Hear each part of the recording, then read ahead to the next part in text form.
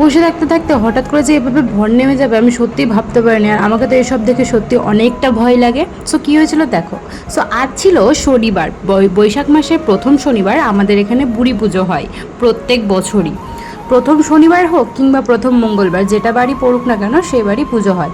So আমি অনেক লেটেই গেছিলাম, প্রায় 1:30 নাগাদ গিয়েছিলাম একাই। সবাই ওখানে অলরেডি আগেই পৌঁছে গিয়েছিলো, পায়েস টায়েস ভোগ টোগ সব ফল টল কাটা কমপ্লিট হয়ে গেছিলো। তারপর আমি গেছিলাম, কারণ জানি সবার শেষে আমাদের গ্রামের পুজোটা হয় সবার শেষে, তাই আমি লেট করে গিয়েছিলাম। আর এখানে দেখো এসে দেখি বান্দার মামা।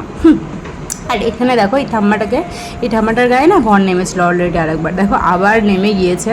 সো সবাই নিয়ে যাচ্ছে ওখানে, মানে আগে নেমেছিল তখন থেকে যায়নি, বসেই ছিল তখন, কোনো রকমের কোনো কথা বলছিল না, জাস্ট নিজের মনে ঝুঁকে যাচ্ছিলো, কী সব বলে যাচ্ছিলো।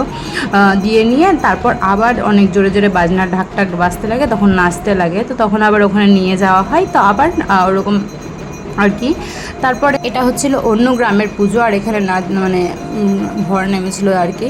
দিয়ে নিয়ে জল টল ছিটানো হয়, দিয়ে ঢাক ঢাক বন্ধ হয়, দিয়ে আবার ঠিক হয়ে যায়, অনেকক্ষণ বসে থাকে। দিয়ে আমাদের পুজোটাও আলটিমেট যেরকম শুরু হওয়ার সেরকম শুরু হয়েছিল আর কি। যে এই যে দেখতে পাচ্ছ মা বুড়ি, এখানে আমার মানত আছে আমার সন্তানের, এখানে বলে যাওয়ার প্রায় ঠিক যে বছর বলে গেছি তার পরের বছরই আমার বাবু সেই বৈশাখ মাসেই হয়েছে। তো এই যে দেখো কতগুলো ফৌজ নিয়ে চলে এসে, কেউ তাড়িয়ে পাচ্ছিল না, এদিক থেকে সেদিক থেকে ওই দিক থেকে, মাথার উপর থেকে এত দিক থেকে বাদর চলে আসছিলো যে কি বলবো। তারপর আমাদের গ্রামের পুজো বসে, আর ওখানে গিয়ে আমি বসেছিলাম, আমি বাবু। আর এখানে গরম, প্রচুর গরম ছিল, তাই ভিতরেও বসেছিলাম, বাইরেও গরম ভিতরেও গরম, তাই ভাবলাম থাক গরম যখন দু জায়গাতে, এখানে আমি ঠাকুরের কাছে বসেই গরমটা নয় উপভোগ করি। আর হাওয়া টাওয়া করছিলাম।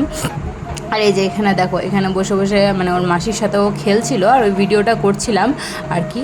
আর ইতিমধ্যে ভর আবার নেমে যায়, দেখতেই পাবে তোমরা হঠাৎ করে। এই যে দেখো আমার তো জান শুকিয়ে গিয়েছিল, কি বলবো, আমি উঠে পালিয়ে বাঁচি এরকম অবস্থা, আমি সঙ্গে সঙ্গে উঠে পালাই ওখান থেকে।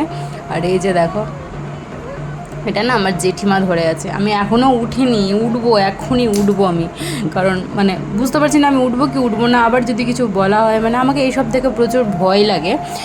কেন জানি না, কার কার লাগে আমাকে অবশ্যই কমেন্টে বলো। হ্যাঁ, আমার কিন্তু প্রচুর ভয় লাগে এইসব দেখে। এই ভাইটাকে দেখো, এই যে দেখো প্রচুর নাচানাচি করছিল, আর মানে খেলছিল, পুজো ভালো হয়েছে বলছিল, বাট আমাদের ওখানে দুর্গা মন্দির আছে, সেখানে পুজো দিয়ে আসা হয়নি কেন সেটাই বলছিল আর কি।